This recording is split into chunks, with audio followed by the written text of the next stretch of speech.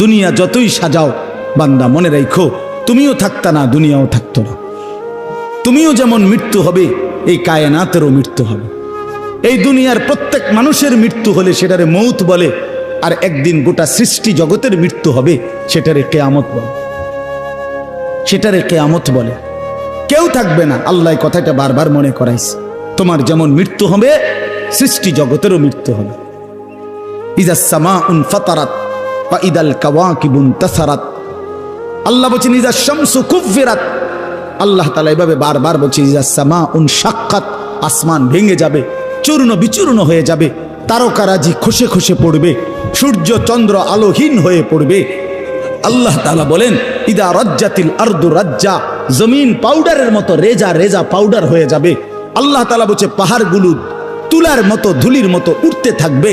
আল্লাহ বলছে বান্দা একদিন আমি গোটা কায়নাত আমি শেষ করে দেব, আমার সংসার আমি গুছায় ফেলবো, আমার এই কায়নাত আমি আল্লাহ তাআলা ইসরাফিলের সিঙ্গার ফু দিলে আমি আল্লাহ তাআলা গুটিয়ে ফেলবো।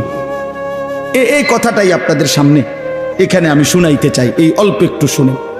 আল্লাহ তাআলা এখানে এই কথাটাই তুলে ধরছেন কোরআনের বহু সূরায়, যে বান্দা এই সৃষ্টি জগৎ একদিন থাকবে না, কিয়ামত হবে, একদিন ইসরাফিল ফু দিবে।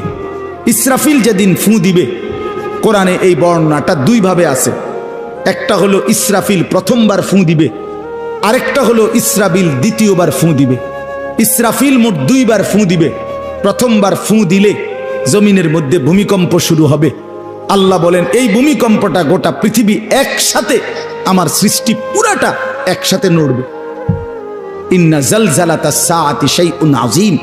আল্লাহ বলেন বান্দা দুনিয়ায় বহু ভূমিকম্প তুমি দেখছো, তবে মনে রেখো কিয়ামতের ভূমিকম্প, ইসরাফিল ফু দিলে প্রথম যে ভূমিকম্প হবে, কিয়ামত সংঘটিত হওয়ার জন্য, গোটা সৃষ্টিটা ভেঙ্গে চুরে যাওয়ার জন্য, সেটা হবে বড়ই ভয়ানক।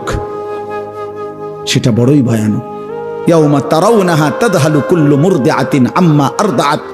কোরআন শরীফে আছে এই প্রথম ভূমিকম্প যখন শুরু হবে জমিনে, ইসরাফিলের ফু শুরু হবে, সব কিছু যখন ভাঙতে শুরু করবে, আল্লাহ তাআলা বলেন যে মা তার দুধের বাচ্চা কোলে দুধ খাওয়াচ্ছিল, ওই মা সন্তানকে ছুঁড়ে ফেলে দিয়ে পাগলের মতো ছুটতে থাকবে। ওয়াতাদাউ কুল্লু যাতি হামলিন হামলাহা, যে মায়ের পেটের বাচ্চা 10 মাস পূর্ণ হয়ে গেছে, এই আর ঘন্টা 2-4 ঘন্টা পরে বাচ্চাটা প্রসব হবে।